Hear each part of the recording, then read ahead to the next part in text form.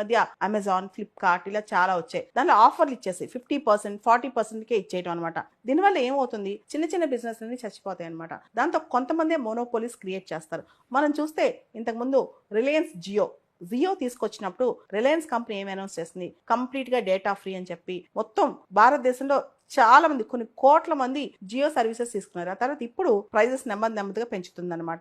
ఇదే predatory pricing యొక్క technique అనమాట. చేస్తారు చాలా తక్కువ త్రోయే ప్రైస్, నష్టం అయినా పర్లేదు, మనకు నష్టం జరిగినా పర్లేదు, చాలా తక్కువ ప్రైస్ కి ఇచ్చేస్తారు. ఇచ్చిన తర్వాత మార్కెట్ మొత్తం ఆక్యుపై చేసిన తర్వాత మోనోపలైజేషన్ స్టార్ట్ చేస్తారనమాట. వీటన్నిటికి సంబంధించి ఇంతకు ముందు మనకి భారతదేశంలో MRTP యాక్ట్ 1969 ఉండేది, monopolies and restrictive trade practices act 1969. దాన్ని తీసేస్తూ కాంపిటీషన్ కమిషన్ ఆఫ్ ఇండియా 2002లో వచ్చిందనమాట.